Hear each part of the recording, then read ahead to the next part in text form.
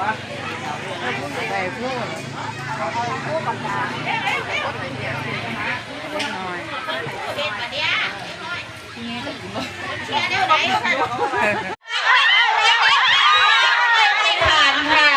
ขาเงาก็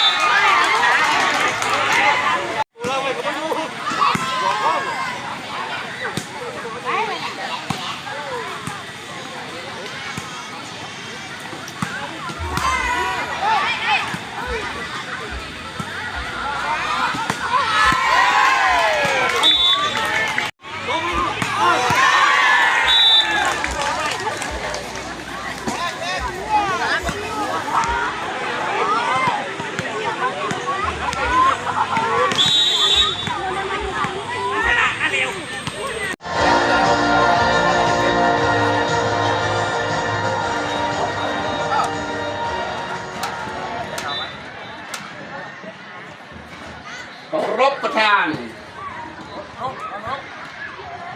แบบนี้นะครับนักกีฬาทั้งสองทีมเคารพประทานนะครับสัมผัสมือแล้วนะครับแล้วก็จะลงสู่สนามเตรียมทำการแข่งขัน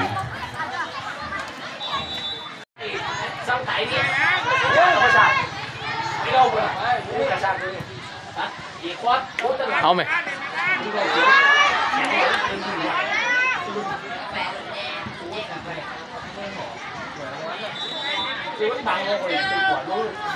โอ้เล่นบอลเลยตัวใหญ่ได้หมดเลยไปหลังกันดู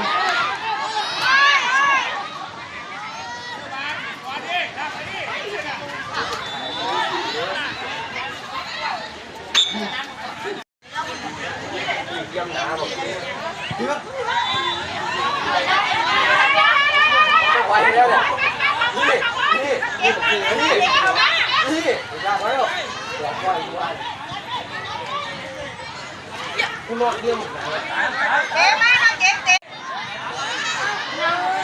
เอา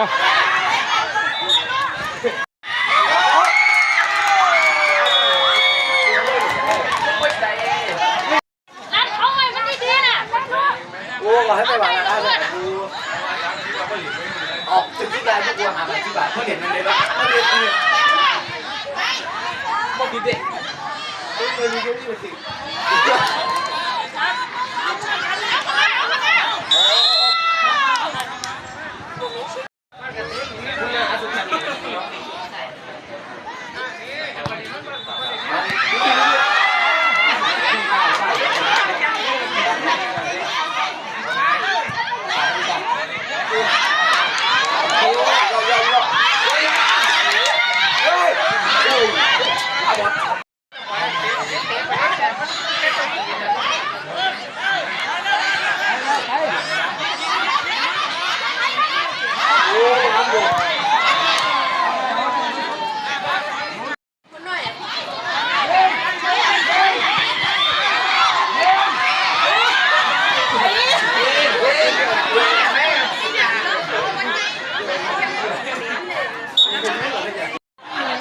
ไงว่าเป็นหอดบ่เป็น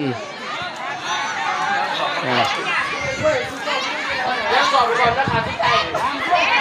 สอบสมบูร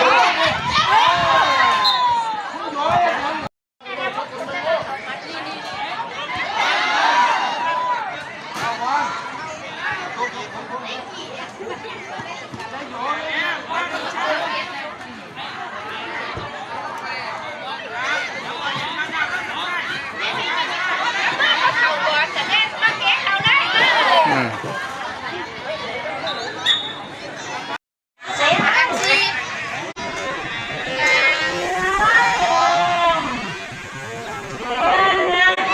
เอาเข้าได้แล้ว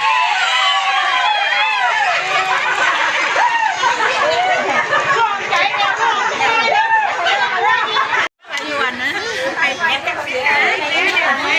มันหายใจนะอยู่วันไอ้บางงานหายใจนะอย่าเพี้ยนไปเอาเดินมาเลยเอาเลยสามคนเอาไปแล้วมาเลยนั่นน่ะมาเด็กฝืนวันเนี่ยมันไปได้มาคันนี้เป็นตอนไหนมันเนี่ยมันใจเด้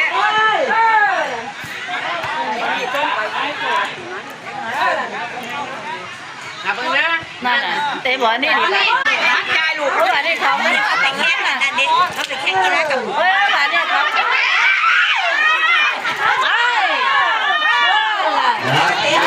เป็นปัตตาชายนะครับ แม่เห็นไหม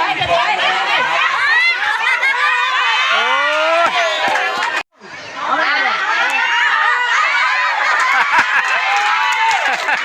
อีกแล้วเอาอีก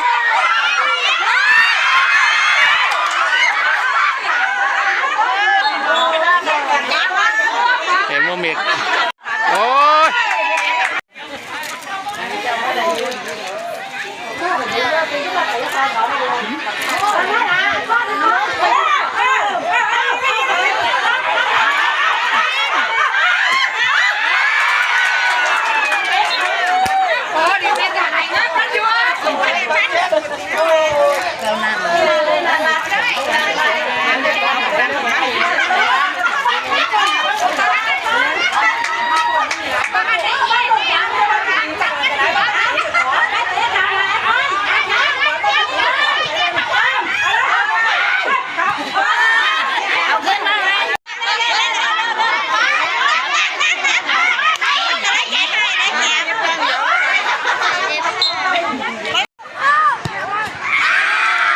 บ่เป็นหยังบ่เป็นหยัง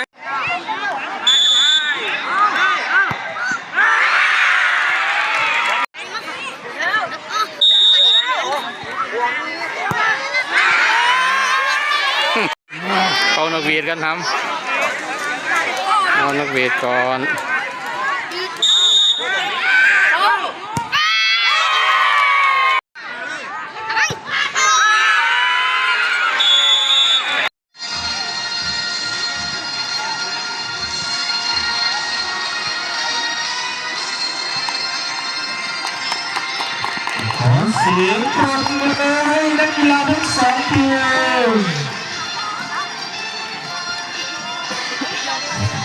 รายการฟุตบอลชาย15 ปีนะครับ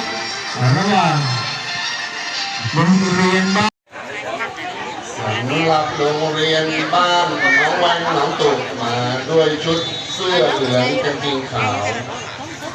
ส่วนโรงเรียนบ้านน้องช้างแสดงมาในชุดเสื้อน้ำเงินกางเกงดำ มันเรียกไปไหนเขา อ่า เขานี้ด้วย เขาเตะก่อนนะดีดิ รุมเข้ามา เอาเลยโอ้ยเอาขึ้นมาขึ้นมาขึ้นมา ของน้องวังตุกเก็บลูกไว้ได้ส่งคืนต้องหลังต้นคืนให้โดนผู้เล่น ตายลูกกู ไป มาตัน ผู้เล่นมาทำแสดง มาเด็กตัวบ้าดิมาอย่างไม่เป็นตัวว่าเนี่ยมันไม่เบอร์เก้า เบอร์เลยเบอร์เก้าเลยบอลเอาเตะ กัดก็พอไปหน้าประตูอ่ะ ผมรู้ป่ะ โอ้ย เตะแห้ง เนี่ยไอ้หางเรา ก่อนทะเลาะกันข้ามประตู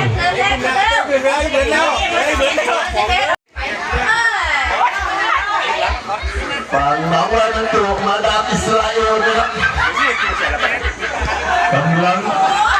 ทำเรื่องนะครับแต่ว่ามันขาดตอนมานะครับ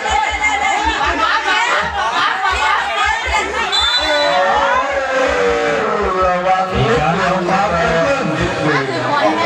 น้องแรงมันได้ไปเหลือปลาน้องขาวสแบง รอฟังเสียงสัญญาณลูกมือก่อนนะครับแมนสามว่าจะเอาอยู่หรือไม่ว้าวมุดก่อนประตู เอามาไอ้ตัวไฟไปบ้าใบแดงนะ ทางสนามนะครับมีสัญญาณ ขอเปิดตัวเพื่อน เย็นตัวสิเอาไปได้เหรอวะ เปลี่ยนตัวเท่าไหร่ครับ ไอ้หัว เอามาแล้วเขาออกแล้วเขาออกทั้ง กีฬาบาดเจ็บออกข้างสนามแล้ว ว่าคือแบบสิเด็กว่าคือโอ้ยคือสิเด็กไหมบ้าเลย สาดยาวขึ้นมา ไป ตอนนี้ดูน้องเว้ยลูกตุ๊ก เฮ้ยไปยิงดอกแอมมันไปเลย บอลสูงข้ามหัวผู้เล่นน้องขามแสดง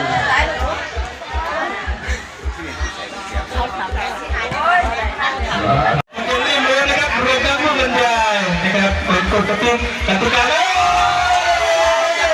น่าเสียดายนะครับ นะครับนักกีฬาเลย ครับ นักกีฬาน้องแรงลูกตุ๊กนะครับมารับอัดฉีดที่กองอำนวยการจากคุณพ่อบรรจงนะครับ รุ่นอายุ12 ปีศูนย์พัฒนาสุขภาพรุ่นน้ำเขียววันนี้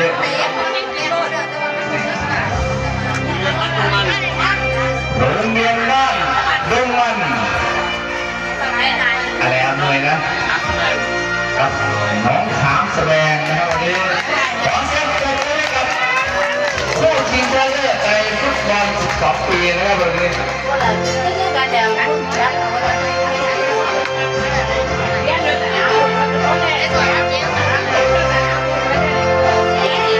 น้องถามกับโรงพยาบาลนะครับในการสื่อสารให้คุ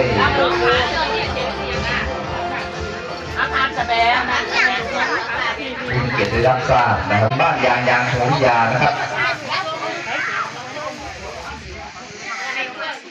คุณครูบัณฑิตคุณจิตนะครับ แล้วก็คุณครูชูชัยดาแก้วนะครับ แล้วก็คุณจักรบ้านม่วงนะครับ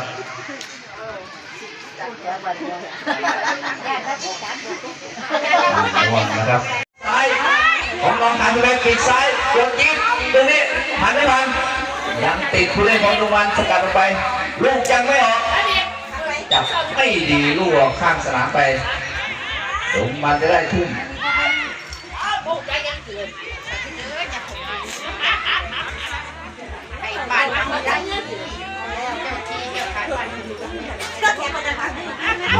จากโรงพยาบาลทุ่มไปกรรม รมการชี้ให้เป็นลูก